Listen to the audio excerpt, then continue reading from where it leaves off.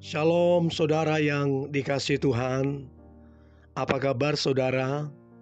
Doa saya saudara dalam keadaan baik, sehat, serta berlimpah dengan ucapan syukur. Firman Tuhan datang kepada kita hari ini, doa yang tidak dijawab Tuhan. Sebelumnya, marilah kita berdoa. Tuhan Yesus yang baik, terima kasih buat hari ini, buat anugerah Tuhan, buat kasih Tuhan. Tuhan, kalau sebentar kami akan merenungkan firman-Mu, urapilah kami Tuhan, agar kami mengerti firman-Mu, terlebih kami menjadi pelaku firman-Mu. Kami sangat percaya firman ini akan menguatkan kami, memberkati kehidupan kami, bahkan hidup kami kemudian menjadi berkat. Di dalam nama Tuhan Yesus, kami berdoa dan mengucap syukur. Haleluya. Amin. Doa yang tidak dijawab Tuhan. Yakobus pasal 4 ayat yang ketiga.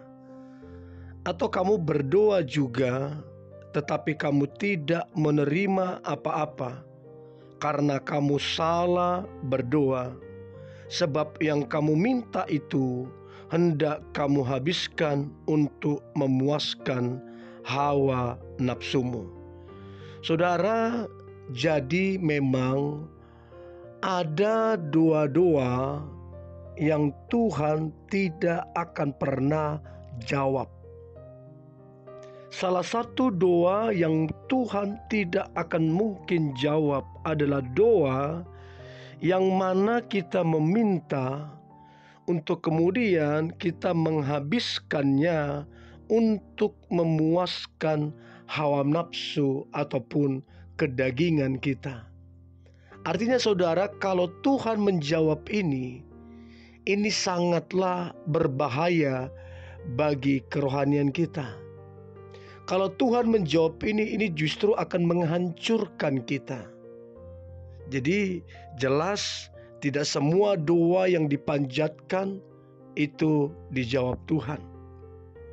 Setiap kita saudara pasti pernah yang namanya mengalami pergumulan. Lalu kemudian kita berdoa terus menerus, tapi tak pernah ada jawaban doa yang kita terima. Bahkan sudah lama belum ada jawaban doa. Kita merasa bahwa kita sudah berdoa dengan sepenuh hati, dengan sepenuh iman, sepenuh keyakinan. Tapi kenapa belum ada jawaban doa? Sekian lama kita berdoa, tapi tandanya pun tidak ada bahwa Tuhan akan mendengar. Nah, kita pernah atau orang lain pernah mengalami hal yang demikian. Nah, kalau kita pernah mengalami hal-hal seperti ini saudara, mungkin kita mesti belajar dari pengalaman Elia. Jadi pengalaman Elia dengan Tuhan itu luar biasa. Pada satu masa Alkitab memberitahu kita bahwa Elia sedang dalam pelarian untuk menyelamatkan diri dari pengejaran Isabel. Dan pada akhirnya dia berakhir terdampar di padang gurun. Dia sedang berlari menyelamatkan diri dalam ketakutan. Jadi dia dihantui rasa ketakutan yang begitu luar biasa. Dan di dalam kesendiriannya, akhirnya Elia itu menyerah, lalu kemudian berdoa, "Sekarang ya Tuhan, ambillah nyawaku." Saking ketakutannya Elia, saking kecewanya dia menyerah. Dia berkata, "Ya Tuhan, ambillah nyawaku." 1 Raja-Raja 19 ayat yang keempat. Nah, kita Saudara, andaikanlah bahwa doa Elia ini adalah doa yang tulus, dia sudah patah semangat, dihantui rasa takut, sehingga dia merasa dia ingin benar-benar mengakhiri hidup. Nah, pertanyaan saya, ketika Elia berkata, "Ya Tuhan, ambillah nyawaku." Pertanyaan saya adalah, apakah Tuhan mendengar doanya? Tentu Tuhan mendengar. Tapi kemudian apakah Tuhan menjawab doanya? Apakah Tuhan mengabulkan doanya? Ini yang perlu kita renungkan. Elia adalah seorang nabi yang dipakai Tuhan dengan luar biasa. Ya tentulah Tuhan mendengarkan doanya. Nah, pertanyaannya adalah, apakah Tuhan mengabulkan doanya? Tidak. Tuhan tidak mengabulkan doanya. Karena Tuhan punya rencana yang lain, yang jauh lebih dahsyat, jauh lebih mulia, dan jauh lebih baik untuk Elia. Dan ini jugalah saudara yang kerap kali terjadi saat-saat kita berdoa dengan frustasi. Tuhan sebenarnya mendengar doa saudara dan saya, tapi Dia punya rencana yang berbeda, atau istilahnya jauh lebih baik, jauh lebih indah dari apa yang kita doakan ataupun minta.